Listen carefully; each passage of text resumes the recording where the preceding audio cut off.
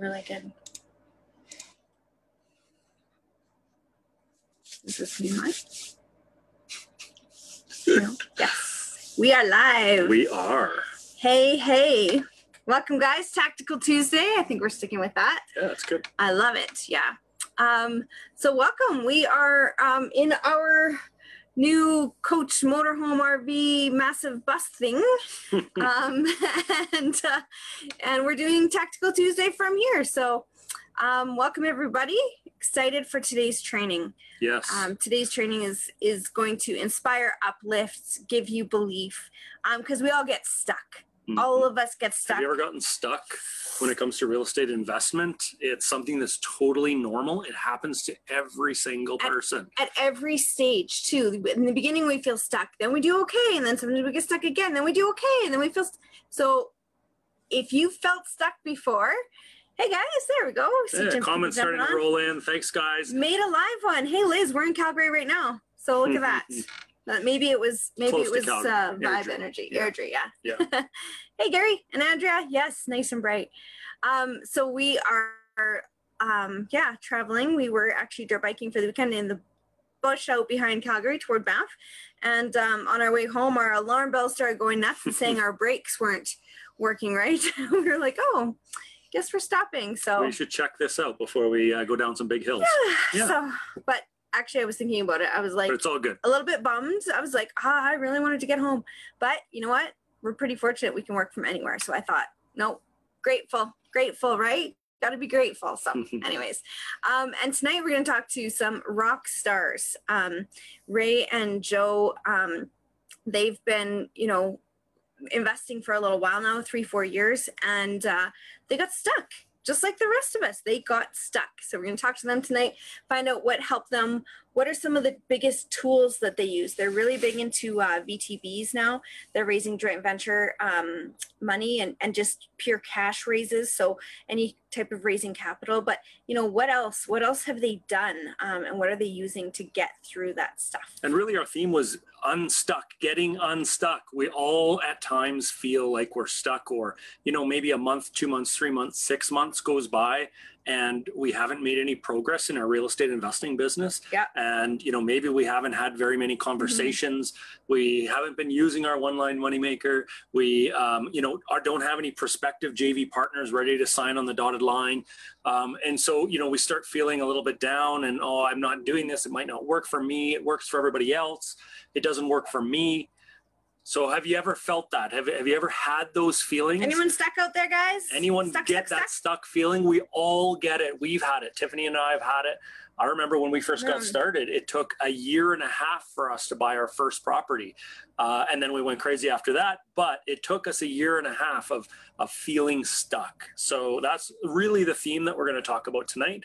And like Tiff said, we're going to interview a couple of rock stars in the real estate investing world. And we'll get to them in a couple minutes. Yeah. So, hey, guys, thanks for jumping on, letting us know where you're from. We've got all the way from George, you guys are out in Nova Scotia. Oops. And Ryan, hey, all the way out to, Port Moody. That's where on the island, right? Port Moody? Yeah. Vancouver Island, yeah. Yep. All right, guys. Sigh. Yeah, we get stuck. All right, let's bring them in. Let's, they're okay. Waiting to talk to you. So we are ready. Let's bring in Ray and Joe. Everybody clap at home as they run up to the stage.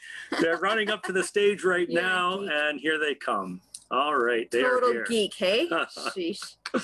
Okay, we'll give them a second to connect and unmute themselves, and then we are good to go. Yeah. Awesome. Hey, guys, can you hear us? Hey, how you doing tonight? Very, very good. How are you guys? We're doing great. We're super excited to be on with you guys. Awesome.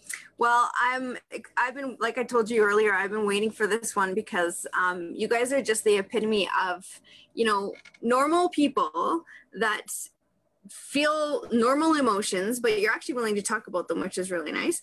And, you get that fear, you get that stuck, you get, and then you think you're done for. And I gotta, we're going to talk about it in a minute, but this isn't for me, obviously. Like I've come to a crossroads and I got to make a decision, and this probably isn't going to be for me now. And that's a pretty crappy place to get to when you know the power and strength of real estate. Hey? Yeah, totally. Yeah, there's no doubt about it. We were definitely the people that were stuck, right? That's where we were. So you guys let us know. Like, do we want to just like jump into it, or how do you want to do it? Like, you guys live in the RV life too. Before we start asking you all the really difficult questions that we never even told you we were going to ask you. No. Before we start with that, I just wanted to say, everybody was giving you you probably can't see the comments, but everyone can't wait to see, to hear from them, and they're excited. And then you got a standing ovation, a whole bunch of claps as you were coming on. So nice. Here we go. A lot of excitement. Thanks, guys. So BV and Co. So when did BV and Co. come into play here, guys? How old are we? So BB and Co is around 2 years old now. Yeah, 2 years old. Is about where it was, and it was once Joe and I had gotten a little bit serious about real estate investing and decided, hey, this is something we really want to do, more as a side hustle and a side grind, which is how so many of us really get started. We went through a whole exercise of trying to define who we were as a company, as a brand, and I think we took 2 or 3 nights. It was really nice. Like, we tried to sit out on the front porch and like relax and everything. And I think at the end of the second night, we were ready to like chop each other to pieces. Yeah. Yeah. And he's a marketing guy, right? Like, he's so creative, and he's like, oh, we could do this, we could do that. And I was just like, oh, this feels harder than it needs to be. And then we landed on BV and Co. Barrington Vaza Co. is the kids. There it is. Yeah. Terribly. That's awesome. That's awesome. I see that, mixed in with your pictures in the background there, you have a B and a V. And so, your company letters are everywhere. But you know what? We feel your guys' pain. There's lots of times when we like look at each other and we're like, hey, can we try and make this fun? Yeah, totally. Because this sucks. Yeah. Yeah. And I love that idea. Go outside with a glass of wine and start coming up with some ideas. Yeah, that's really cool. You have to make it fun. You guys are an example as well. This is a different topic completely, but an example of a couple working together, for the same purpose. There's a lot of people out there that where one person is interested in real estate and the other one has zero interest whatsoever, but you have the advantage of working together. But sometimes that can be difficult working together in the same business as well. But you guys have done well to this point for sure. Figuring it out. Yeah, it totally can be. And I think the thing that, we also have very different styles, right? So I think when it came to those sort of pinch points where decisions needed to be made, or Ray wanted to move on something and I'm the one who's usually a little more hesitant, and I was like, oh, I don't know, I want to understand like everything about it before we move forward, like we can't risk it. It always came down to our goals, and you guys really helped us with that at the beginning, which was like defining your why, really working on your why. And at the end of the day, when you come back to that, when you're in those pinch points like that, it sort of takes all the clutter away. Yeah. And it makes the decision actually much easier. It takes all the emotion out of the decision, and you're just able to look at, does this align with our goals? Is it going to help us move forward? Is this going to be the next step for us? Is it the right move? I mean, I don't know if there's but it's not easy. I don't know if there's a perfect deal out there, but there's the right deals at the right times. And is this deal the right one to be able to help you move forward? And if the answer is yes, and you understand it and you get it, then it's kind of like, what's holding you back? And if it's just the word fear, then you kind of got to look that in the, look that right in the eye and say, not today, fear. It's not going to get me. I love it. Superhero day. Okay, so let's talk about that risk. So this is part of your story that I love, because you guys had come to a point where you had to take a leap, you had to take a jump, and you guys have built a beautiful life and a great stable income and home, and your kids can be in whatever you decide you want them to be in, and the finances are there for it. And you came to a crossroads where you had to make a jump either into full-time real estate investing or going back to a job where you may not be able to hit all your real estate goals. So let's talk about that, because you took a risk that not many others can or will. So let's talk about that. Okay, so I'll start off, and then there might be a point where I may have to stop talking and Joel will jump in and take it from there. But Essentially was, if we look at the October, but let's rewind it back to the May. So at that point in time, my company came to me and said, hey, look, listen, Ray, we've had a great year, but we're going to make some changes and we're going to do some restructuring. And I said, good. Where's my package? Give me that package. I want out. So we took the package, and then I said to Joe, this is an opportunity for us to really work on the business. And we knew we had about six months of income, kind of put aside at that point in time. So we got to work. I was setting up phone calls every day, talking to people, getting off. My mind was blown every night with all this information, but no direction, no idea how to put it together, nothing. So that went through all the way to September, guys, where we took your first boot camp, and we thought coming out of it, we're going to do the boot camp, and then we're going to take that information and really run. Like, we can do this. We just need that 5 days. And yeah, again, like, spirit was high. Like, we were determined, everything. And October showed up, and we still weren't any close to putting anything together. And the package was coming to an end. And basically at the end of October, that package money was gone. So it meant for us, do we live on credit for a while? Do we take that leap of faith? Do we live on credit? I mean, we've got 2 children under age 5. Under 3 at the time. Yeah, under 3. Yeah. A mortgage, responsibilities. Daycare was more than our mortgage. Yep. Yeah. Yeah. Childcare was more than our mortgage every single month. Toronto. Right. And Wow. it was to say stressful would be an understatement at the time. It was really, really tough. But I'll tell you this, we knew that we were in the right direction. We just needed the guidance. We needed the community, we needed the guidance, we needed the training, and we really needed the focus. But the start, we needed to figure out the start. And that's when I said to Joe, you know what, we did that boot camp.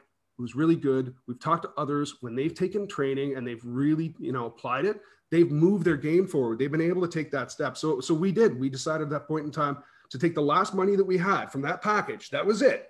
We spent it on you guys, right?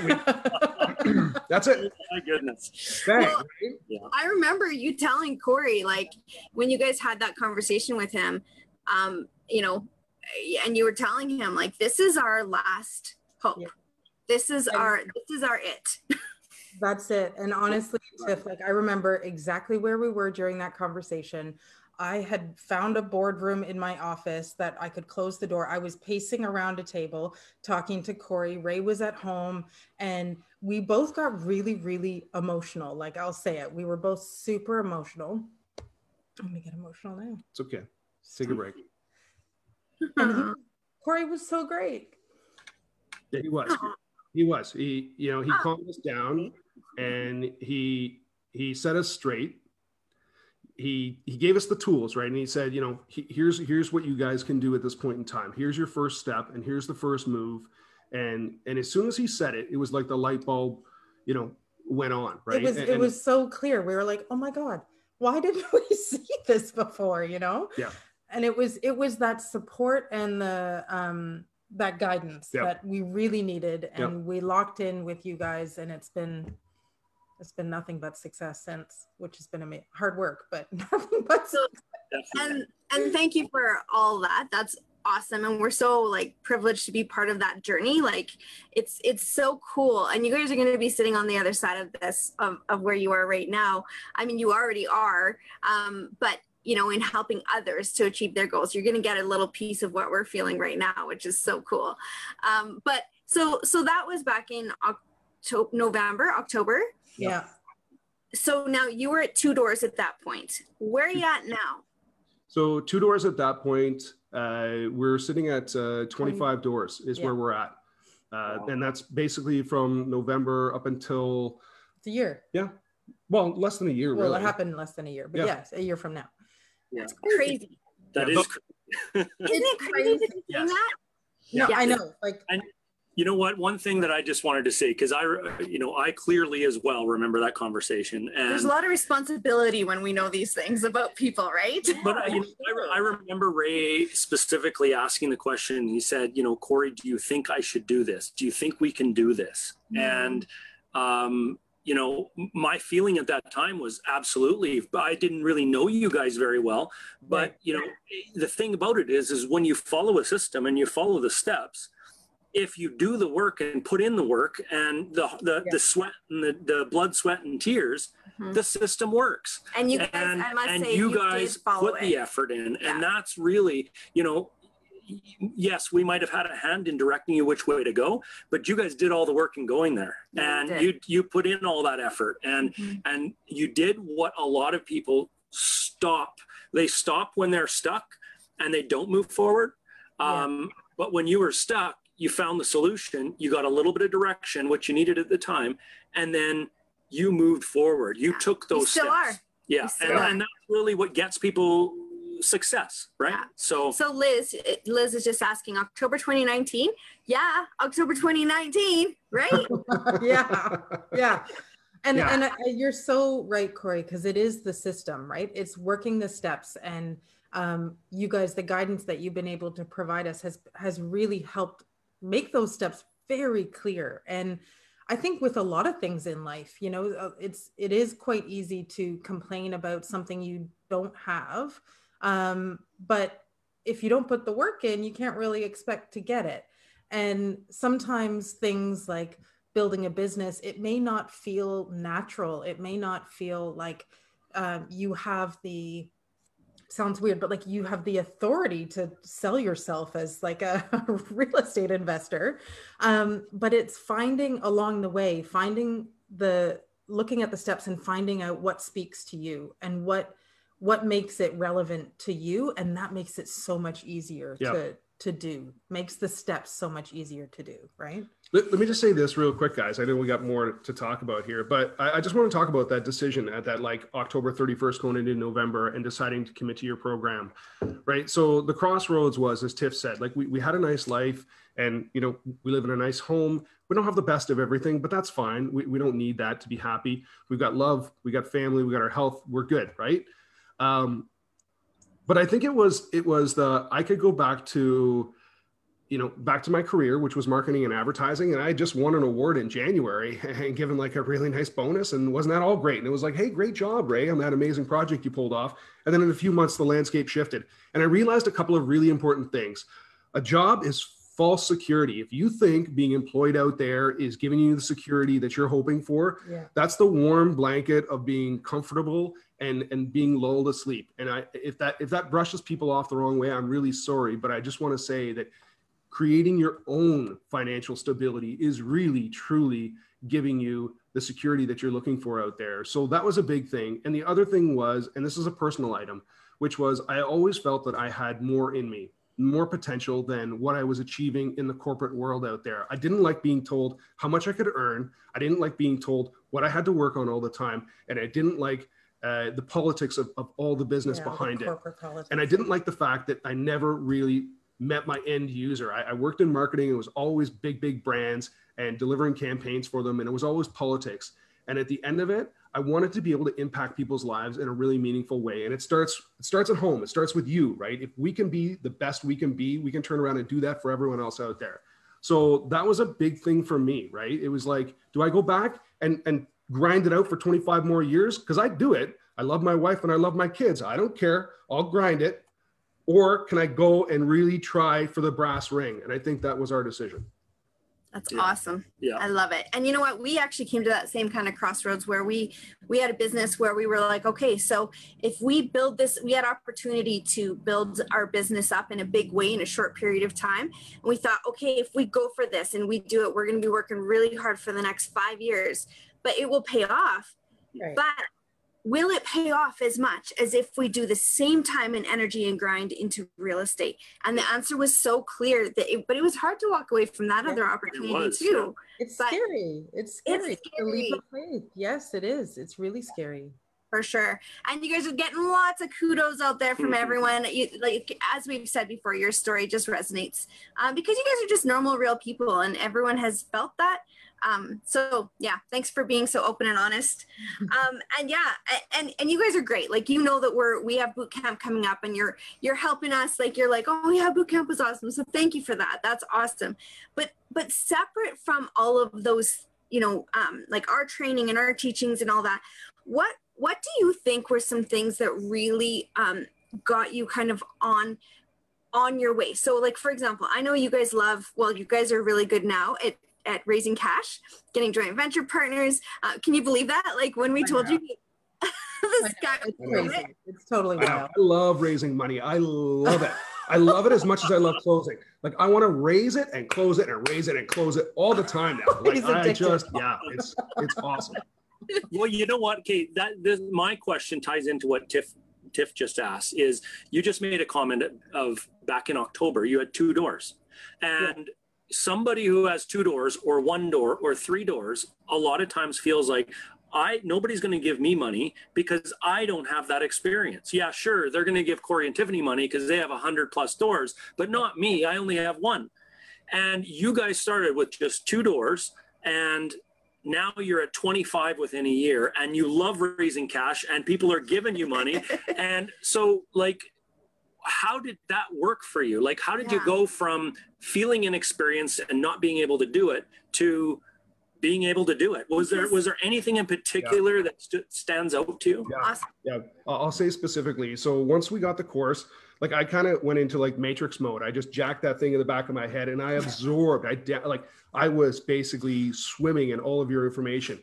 But the thing that made the biggest difference for me to really understand, number one, what a working partner does. Carry on. Sorry. Joe and I are having a moment. What a working partner does, and what are the skills, the transferable skill sets that you can bring. And those 5 big buckets that you outline in your program, and each one of them has got those 10 major points. So you got 50 points of what a working partner does. I sat down and I started to look at it. And then I looked at my 15, 20 years of professional experience and background, and I drew parallels to exact situations, accounts, programs, whatever, bad clients, good clients, awards, didn't matter. I just wrote it all out. And once I had that all 50, I realized that I was qualified to be a working partner. It put me in a mode of confidence. And then from that point in time, we just decided, well, there was 2 things. We couldn't look back. There was no going back. We had to go forward, right? So it was like, it was, we're committed. Succeed or, maybe I'll have a pot to, in a year, right? And that was it. So those 5 big buckets helped define us in such a way. And then Joe talked about the system earlier. It's not only the system, but it's getting out of your own way, and just working the steps, steps, have the conversations, drop the hooks. You're going to screw them up. It's going to happen. And I think one of the things for me, and it's funny because I'm a fundraiser, like my day job, I'm still in the day job. Ray gets to do this full time still, but I'm still in the day job, and I'm a corporate fundraiser, and I work with the major banks, and I raise millions, a year. So it shouldn't be weird for me, but it felt weird because I didn't feel validated, right? I didn't feel like I was being authentic. But the click for me was recognizing that when you're raising capital for real estate investments, it's all based on the math. The math, like it's math, right? If the numbers work, and if you're confident in your numbers and you can present a solid case as a great investment for an investor, why wouldn't they invest? Whereas in my day job, I'm having to, compete against, other nonprofits and et cetera, and I have to kind of sell and hope and stroke egos and do a bunch of that. You don't need to do that in this. It's basic math, right? And that to me relieved a lot of pressure when we came to actually doing the presentations and, actually presenting to groups of investors, because it just felt common sense and natural. And that you're speaking to people who want to invest. They're looking for somewhere to put their money, which is another thing. You're not selling people on real estate investment who don't know anything about it. The truth is, we're not selling anything. I'm not selling anything to anyone. I'm putting together an opportunity, and I'm showcasing it, and I'm answering questions. And if the interest is there, then we can talk about moving forward. If the interest isn't there, then I thank you for your time, and hopefully in the future, maybe we can talk again. Find something else. But either way, I don't have to sell it. If the truth is, it sells itself, right? Because investors want to invest. That's why we are who we are. Yeah. With that said, you're right. And you're 100% correct. And I love everything that you're saying. But the one thing I will say is that as much as the math is important and as much as an investment or an opportunity sells itself, people, when they're buying something, when they're buying into an opportunity, they're buying you. And your you guys, like Joe said, because of the confidence that you built up, and because of the way you do present to yourself, and the way you do come across, people are buying into you and they're believing you, and really that confidence you have, everyone can feel it. Like everyone can feel it. And so congratulations for that, because that's, that's a big step in taking this business from 2 doors to 25 doors to whatever the heck you want it to be. It's having that confidence and presenting yourself properly. And you guys do a very, very good job of that. And I'll add on, it's the confidence to be vulnerable. And it's the confidence to say you don't know what you don't know. And that's okay. That's okay. That is okay. I thought, and I remember the first few weeks I was pipelining you guys questions and you're like, post it up on the community. And I'm like, people are going to think I don't know what I'm doing. And why would they ever trust me and want to invest with me when I don't know what I'm doing? Right. That's it. Because you're going back to insecurities, right? You're going back to those dark places that hold you back. And once I understood the message of, we are together as a group and a collective to support and move forward. I only help everyone, and only helps me when I am vulnerable enough to admit that, hey, I can't resource everything on my own. I don't know everything on my own, but that's not my job to know everything on my own. And that's okay too. Yeah. I think that was like one of the most powerful things for me too, was being able to be okay with saying, I don't know, but I know I can find out. Right. All I had to say, I'll still be a resource. It's just not going to come from my brain, but I do have the connections that I can find that out. And that, awesome. And that's really what we talked about last week in our training. It's about the team you have around you. That is so, so important. We have a couple of really good questions. So why don't you start with that? So Linda's asking, so do all your JVs qualify for the mortgage, or are you guys qualifying for it? The first one that we had, we brought a money partner in, and we had already held that property for a little over 1.5 years. So it was like a proven property, and that was why it was easy to do a JV deal. So we held mortgage on that. From there on out, we are the money partner or the working partners, and we don't hold title. We don't put money in either. Yeah. You Perfect. don't. Perfect. Good. That's the way it should be. Awesome. Harry says, did you find the properties first, or did you find the partners first, generally? Yes. Yes, Harry. Yeah. Which is the most annoying answer, frustrating answer ever, because yes, you find the partners and you find the properties, and sometimes it's one before the other, and sometimes it's a leap of faith. And I'm laughing because I know Harry's asked me that question before too, and that's the same answer he's gotten from me. So he was hoping for something different. So sorry, Harry. It's happened both ways for us. So and I'll say, you know what, Harry, if you got a great property and you think you can put it up as a cash flow sheet, one pager, and show it off, even if you don't have it under contract, you can show people that's your thinking. That's where your head's at, and that's the value that you bring to the table. And you know what? If that one gets snapped up while you're securing that money partner, well, guess what? You have a model that you can now use and go out and get something very similar. Yeah. Love it. Exactly. We were always actually happy when people missed out on a deal at first, or not at first actually, but after a while, because we knew that the next deal that came along, they would jump on quicker, because the last one they ended up missing out on. Whereas, in the beginning was a disappointment when people missed out. We were like, crap, we only have one deal, but we have 3 people interested. And it's okay. The next one's going to be super easy. So That's right. awesome. Okay. Cool. So lots of people just saying, thank you. Love it. You guys are rocking it. All that kind of stuff. Deb Kennedy made a comment, such a golden nugget, the confidence to be vulnerable. And I love that. It's so true that, if you come across as somebody that knows everything and has every single answer and is so slick, it's going to be hard for people to give you money, because you come across as a salesman. And like you said, the difference between a salesman and what you're doing is you're offering somebody an opportunity. You're being vulnerable. You're being realistic, real life. And that's what people like. They like people that they can identify with. And so you guys do a great job of that. I'll never forget the moment that I learned that from that lady I always talk about, where she just, she was drilling me and just so hard on me. And then I met up with her a few years later, and she said to me, "You did it, didn't you?" And I was like, "Yeah, I did." And she was like, "I'm still sitting where I sat the day I met you, the day I talked to you." Oh. that was so sad and yet so clarifying that I was like, I am offering opportunities. She missed out on what could have changed her life. Yeah. And she missed out. And ever since then, that was so clear. So clear. So, okay, guys. So Harry's asked this question twice. So we better ask this question. What did Corey say to you that flipped your switch in that conversation? That conversation. Like, what was it in that conversation that, that clarified what you needed clarified? Do you remember, was it anything specific, or was it the whole conversation as a whole, or that's what Harry's asking? Yeah, I think we were talking to you about going out and borrowing $500,000 private was the idea that we had at the time. And you gently put the brakes on that idea for us. You were like, and said, you guys have you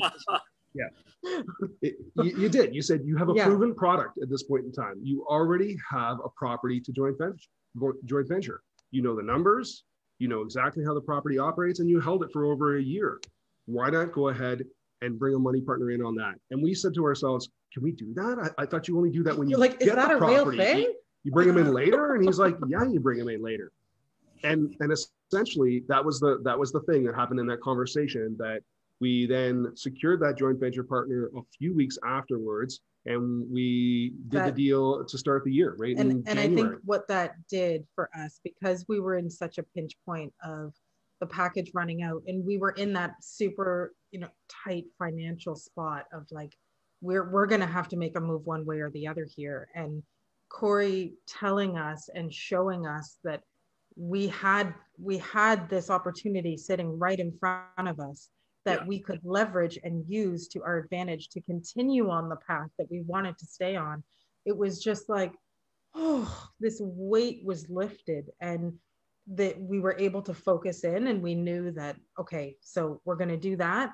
And now we can lock in and continue to drive and commit to the business. Yeah. Awesome. So really all it was a simple redirection. Instead of this plan, let's do this plan. And that was step number one. And then you guys took it from there. Step 2, 3, 4, you followed the system, and it's worked for you. So thanks for asking the question, Harry. Great question. It's a great question. Thanks for all those nuggets, Harry says. So were you going to say something else, Joe?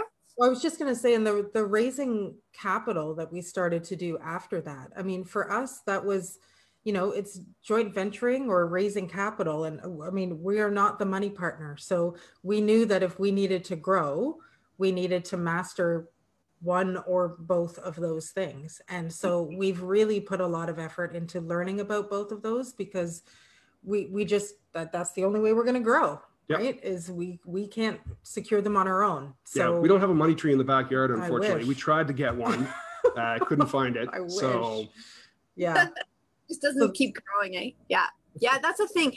And on that vulnerable topic too, Ray, like, so many people this is the difference. So when we started out, we were super young, and I don't think anyone expected us to have any money. So for us to say, I mean, I found it hard even to say even then, but to say like, we need a partner or else we can't close on this. It was embarrassing, but never mind some people that get to a point in their investing where they've already shown their success. They get to their, 2, 3, 4 doors, and that's amazing. Like that's life-changing as it is, but they want more. They don't have to have more, but if they want more, then there's a point where you have to admit it's because I don't have the money to do more on my own. Right. And a lot of people don't want to say that in midlife or after a measure of success. But it's by that vulnerability and opening up that you actually invite people into your circle, and you're able. Otherwise, if you don't need them, why are they going to come to you? They're going to go to someone else. Exactly. I totally agree, Tiff. And there's a piece in there of what you said, which I think both Ray and I felt, which was, we have a good life, middle class life. It's fairly frugal. We don't travel much. We love to, but we can't much. But we have everything, honestly, that, like, knock on wood, that we need. And so first world problems, right? It's all first world problems. And so I think there was a part of us that felt guilty for wanting more. Yeah. Right. Totally. Yes. And so it was like, we're taking this massive risk for something that is like, is it really selfish, or is it like, we know that our why is our kids, and so we don't feel like that's selfish, but it was are people going to think we're crazy, or are people going to judge us? Or, it was a lot of that feeling guilt for wanting more, Yeah. For me, if I hadn't had someone else to need more for, I probably never would have done it, because I had that guilt. Totally. Yeah, it's so prevalent. And I don't know if you've read Sheryl Sandberg's book, Joe, have you? Yeah. And it's the whole, women have a lot of it, but of course men do too. But yeah, it's just a thing, and you just got to push past it. But okay, so tell us about some of your deals. I know you guys have been rocking the VTB thing, and I love it, because I love when you first started wrapping your head around it, especially Ray. You were just like, okay, wait, so right? Wait, tell me how that works again. So if I'm understanding this correctly, and you lay out whatever we were talking about, and then we'd be like, yes, and you'd be like, I know. I didn't know that was totally possible. smell the toast burning at that time. You're like, okay, he's gonna like totally melt down, and you could see the glitch in the brain, because you think about it and you're like, hold on a second, you want me to go and approach the seller, where the transaction is I buy it, they sell it, they go away, and I own it now, and then I go get the bank to give me that mortgage, right? I mean, that's the traditional way that we're all raised and told, and that's the way that it's done. And now you guys come along with this crazy idea of like, well, hold on a second, you get the seller to hold the mortgage, and you're like, well, he's not a bank though. How does that work? And now you get into all like, and your brain starts to cramp up, and all of a sudden you're just like, it doesn't work anymore. So we'll tell you how we did our first VTB. And like most things, right? It wasn't exactly it's like a first date, right? You kind of think what you're doing, and then you look back and you're like, I didn't know what I was doing. I had no game. Thanks, son. No, not you. Oh, okay. So our VTV came up out of necessity more than anything else. And I guess that's what pushes us in a big way sometimes in life, which is necessity. But so we had our lender ready to go. Everything was supposed to be lined up for closing, and it came on close date, and someone had made a mistake on the dates. And there was a lot of finger pointing on, oh no, our office told us this date. No, the other office told us this date. And the lawyers and the brokers and the lenders. And this is commercial too. So and this was all commercial. And we were freaking out going, we're supposed to be closing. So we got an extension, right? We were like, can we get an extension? And we got in 30 days or whatever it was. So then we had to go out and we had to source another lender, and we got the lender, and then we were ready to close. And guess what? That didn't pan out. Now strike two. And then we had to get a bridge financing, which was going to cost us so much more money. And now we're at a point where we were having a heart attack. Yeah, we're in breach at this point in time. We're fully exposed. Like everything we've worked for to try and move ourselves forward, it's all on the line in a way that we had no recourse. And at that point in time, we had heard from the selling agent that the buyer, he was selling the property to move into another one. And the other property, the deal didn't happen. So all of a sudden, the money that he was supposed to put into the other property wasn't going anywhere. Opportunity. So we said, how about we do a vendor take back? You carry the mortgage for us. You still get a nice piece every single month. We're going to pay you. So we did a 3-year open VTB. The purchase year, with a 1 year. Yeah. Able to. Yeah. With the 1 year. We did it at a 5%. So, it wasn't the smokingest, hottest deal ever, but it was enough to be able to get the job done and close the deal, get us out of breach. Because we were totally, asses just out on the line there. Yeah. And the model was the BRRRR. So we knew that we could take the building on and we could do a BRRRR on it to be able to renovate it, bring up the value, and be able to get the VTB paid off. And we thought 12 to 16 months. We're tracking somewhere between 8 and 12 months right now. Awesome. That's awesome. Crazy good.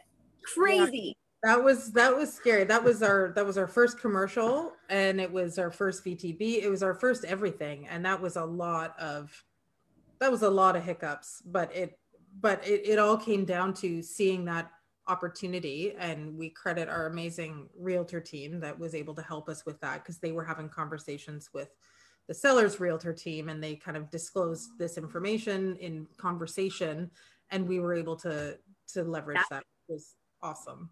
So important to be working with a realtor, an investor focused realtor that knows what they're doing, because an investor focused realtor that knows what they're doing can also see that opportunity in there too. So, and explain it to it to somebody else. Yeah. So let's be really clear for those people listening that aren't sure exactly how this all fits into the conversation. So whether you're raising capital from the seller of a home that is going to lend you some of their equity, or you're raising capital from someone who has RSPs that, you know, want to put them to better work, or you're raising capital from someone who wants to partner with you and be a 50-50 owner in a property, or you're raising capital from someone who has, you know, equity in their home or a HELOC.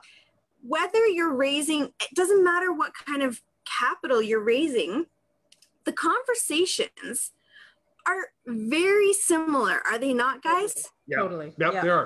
They are. Master one type, and then this whole world opens up to you. Yeah. So what do you guys find works best, when, you know, top tip or two for when you're talking to anyone raising capital of any of those sorts? What do you think people could take away from something that you've learned? That's a really good question. You threw us a curveball on that one. I thought we were going to go in a different way. I was going to say two things that we've learned, right? With any offer, include a VTB option, 100%. Always, anytime you're putting an offer together, include a VTB. And we've taken your 3-offer strategy and we put that into play on the last property that we just purchased. That's how we got the better purchase price, but we did have a VTB offer in there as well. Either one was a win for us. It was just, which win are we going to make today? So there was no lose. It was just, what is the winning path? We go, you know, down the yellow brick road or the green brick road. Doesn't really matter. It's all going to turn out gravy for us. And I think one of them would be, I guess one of the tips that we've learned has been just taking the time and doing whatever you can to find out the goals and intentions of the seller. Yeah. So what do they need? Like what do they need to be happy to say this was a good deal for them? And that could come through conversations, like actually with our VTB property, there was also conversations between our lawyer and the seller's lawyer that were helpful as well. So it can come from many forms. So again, kind of speaking to what you guys have been talking about, which is like having that team around you that you trust and that knows what you're trying to achieve. They can then be, when they're talking to the seller's team, they can be advocating on your behalf and trying to get those pieces of information for you, right? I think that's a total golden nugget right there, is asking questions, getting to know either what your potential JV partner is really looking for in this relationship, or getting to know what that seller is really looking for in this transaction, getting to know what that private lender's goals really are, short-term and long-term. It doesn't matter when you're trying to get that money or attain that equity or whatever it is, complete that sale. You want to know what the other side is trying to attain. And if you can help them attain it and they feel like you're helping them attain it, they will bend over backwards in a lot of cases to help you get what you want. So I love that you said that, because that's something that people miss, because just 1 second is a lot of times they're trying to get only what they want. And they forget about what the other side is looking for, and they're only concerned about what they're looking for. And that's where deals fall apart. That's where roadblocks get hit. But when both sides are working together, so much more can happen. So totally. I was just going to say, find their problem and fix it, right? Yeah. Tiff, like if we were to put it in a few bullet points, you said, you know, what are the 3 things, right? First one is, as Joe said, ask questions, right? And then it goes to find out what their motivations are, and then find the solutions. Yeah. Like if you want to boil it down to 3 things in terms of how we approach it and what we're looking to be able to do in most conversations, it's those things. Like, what are your pain points? Where are you stopped? How can we be able to alleviate that pain point? And how does that translate in a win for both of us? Because as you tell us, right, the best deal is the deal that gets done. That's it right there. And and also I would say, don't give up. Like that first property showed us, like, that was like 3 massive, like, stop signs in our face, like red flags, like abort.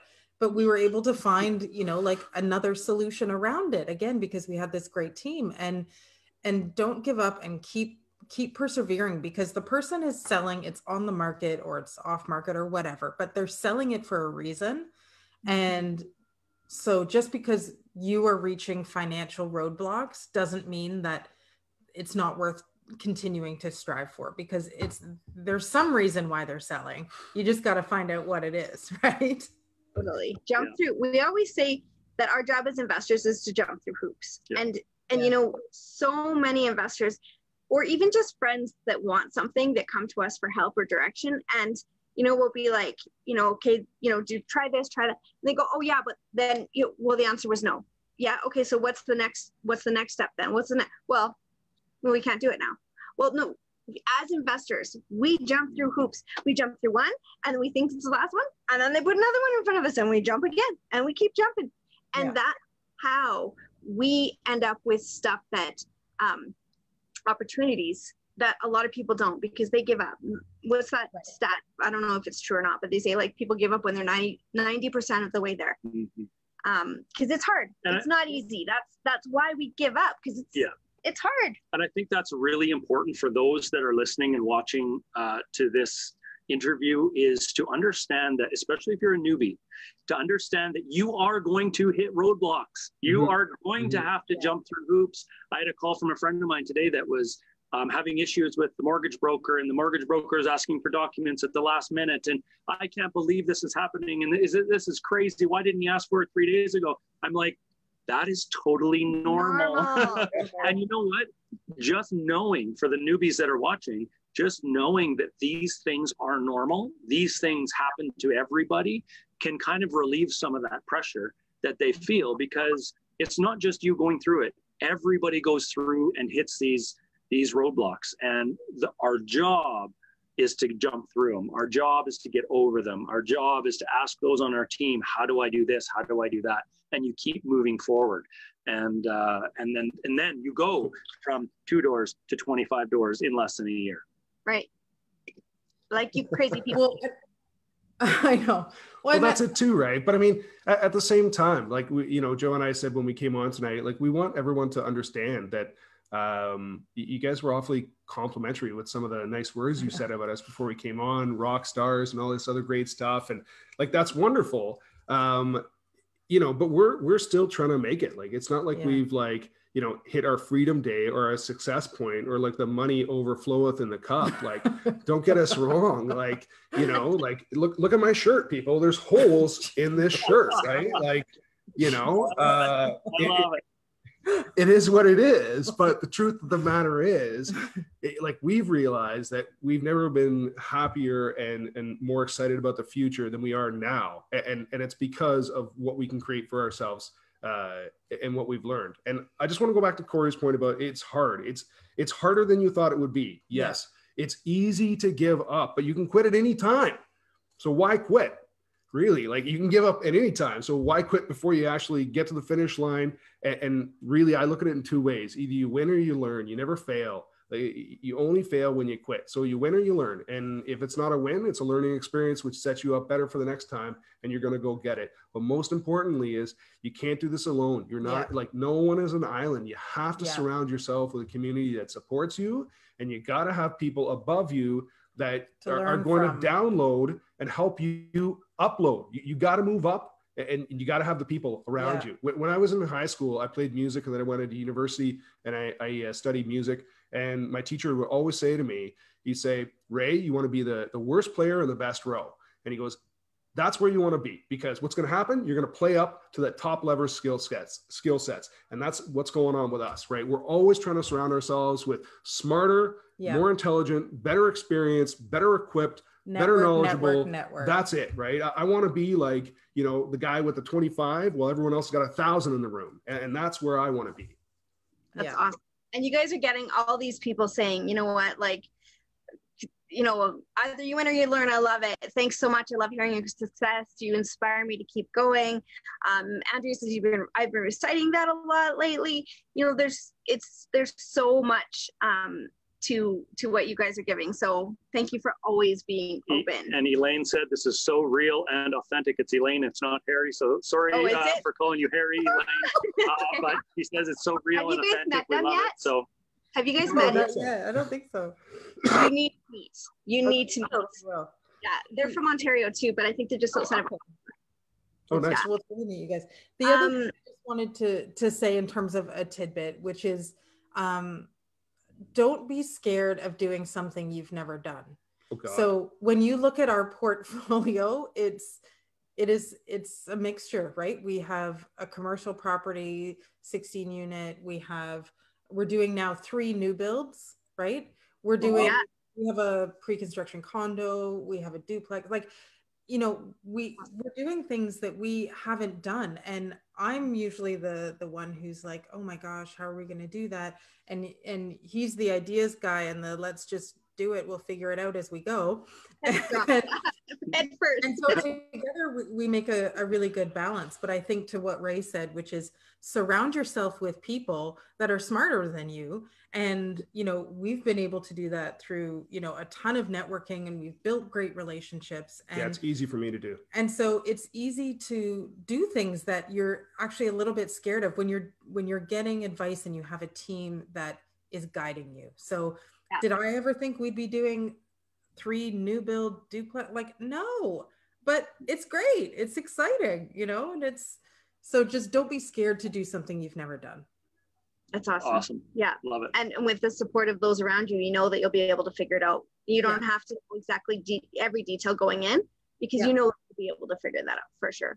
Had a couple other questions. Someone was actually asking that earlier, so I had that noted in my brain to ask you, was what kind of properties? Is it condos, townhouses? Like, what is it? So it's kind of a whole mix. Yeah. Awesome. Who are your mentors? Joe asks. I ask? But Joe's asking. Oh. Different Joe. Joe's asking Joe. I'm like, what? Oh, Joe gosh, Laura. so many. Yeah. Well, obviously you guys, and I'm not saying that just to be, you know, but obviously you guys have been incredibly instrumental. You know, we have amazing partners with Jamie and Leslie Collard. We have, oh my gosh, I can't even, my brain's mush. We have tons of people that and that right there alone, you know, is a major point, because, you know, a lot of people say to us like, oh, well, I already have a mentor or a coach or whatever. But, you know, Corey uses the analogy of like, if you're a hockey coach, you've got your head coach, but then you have your skating coach and you've got your stick handling coach and you've got, and it's not like we can grow. One person can, you know, even as parents, you know, it's not like our influence on our kids is the only influence that makes them who they are. They grow. It takes a village for sure. And when we want to grow as investors, it takes a village. And sometimes we need a stick handling coach and sometimes we need a skating coach. But we, generally speaking, most of us, certainly it's true for me, we usually need some sort of a coach, a mentor, someone that's going to push us to move a little bit more. Or I'm not so much all about like motivation and goal setting and move. As you guys probably know, as being in our program, we're not all about the goal setting. We're more about when you need an answer, you get it, so that you get that roadblock that was holding you back and keeping you in fear's way.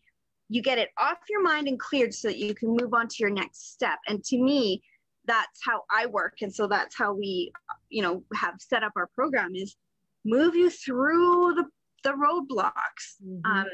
But you guys are beyond that. Even you need that goal setting. So there's steps and there's versions and there's growth, right? That you, depending on where you're at. Totally. And you need different things at different times, right? Different supports at different stages of your journey. It's not a silver bullet business. There's not going to be one thing that, you know, is every answer. So you need multiple coaches, multiple mentors. So absolutely. Love this, guys. Everyone that's watching is loving the information. We're almost running out of time. If you can believe it, it's been almost 55 minutes already. Our hour's almost done. We met you guys for the first time right after boot camp when you joined our Ignited program. But I think we met them before. Or maybe Or did we meet there? Did we meet you before that? From stage? No, we were never I mean, we knew about you guys. We heard about the legends. There's no doubt about that. But we never actually got to meet you in person. But we knew who you were. Okay. So for you guys, in and a lot of your journey started at the boot camp last year. That was kind of like steps 1, 2, 3, and 4. So this is our shameless pitch. We're gonna go for a shameless pitch here. I can hear it coming. That's where we are. Our influence with you and working with you and you getting that clarity and you moving forward and it all kind of started there. Of course, you had other influences, but that was a big start. And so our next boot camp, as you guys know, because you're going to be with us there, at least I hope so, is a week from today. And so everybody that's watching, if you are feeling the way Ray and Joe felt at the beginning, or you're feeling like you want to make a change, you want to do something different, you want to learn more about this real estate investing thing, you want to be able to raise capital. That's the whole purpose of this boot camp, is to get you going in that right direction. And so today's promotion is anyone that joins gets entered into a draw for a one-on-one coaching session with Corey or myself. And also Nin gives me all these reminders because I'm a loose cannon. I forget everything I'm supposed to say. And she said we should also say that remind anyone that's in the boot camp that there is an Ignited membership up for grabs at boot camp. So a scholarship into our Ignited program to one boot camper. One boot camper will be in Ignited at the end of the week. So as you guys know, we do that every boot camp. So we love doing that. But so there's our shameless pitch, guys. If you want to join boot camp. Then we'll put the link in the comments. There's posts within Fearless here that have the links as well. We would love to have as many of you in our boot camp. The more the merrier, the more high energy it becomes, and the ideas and questions that get thrown around are there to not only help you if it's your first time, but if it's your second or your third time to our boot camp, there's always new stuff that comes up as well. So not only do you learn, but you help others learn too. And that's really what you guys, Ray and Joe, are doing now. There was comments in here that, now you guys are inspiring others, and now you guys are teaching others, and people are looking up to you. And, that's really the full circle that can happen, is that not only were you able to change your life, but now you can have an effect on so many other people's lives. So congrats for that. And before we let you go, I just want to do a shameless plug with you guys. Okay, so how do we win the scholarship in boot camp? We will fill you in on that, Valerie. But anyone who's in boot camp for $67, it's $67 now. Oh yeah, and that money, all the money for boot camp is going straight to charity. It's going straight to. Love it. That's huge.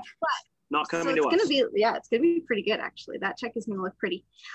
You guys, what are you up to? You are still raising money. You are still raising capital. Yes, I know you have people knocking down your doorstep, but you got a lot going on and you don't seem to be stopping. So we do. Where are we at right now? We're about 65 to 75 or 70% through our 16 unit project. So that's going well. We've just broken ground and we're a month into our triple new build. We're building 3 duplexes. Framing is going up as we speak. That's so fast. I remember when you brought that into Ignited and you were like, that's so fast. That's awesome. Interest is interest, right? The faster I can get it built, the less interest I got to pay. So,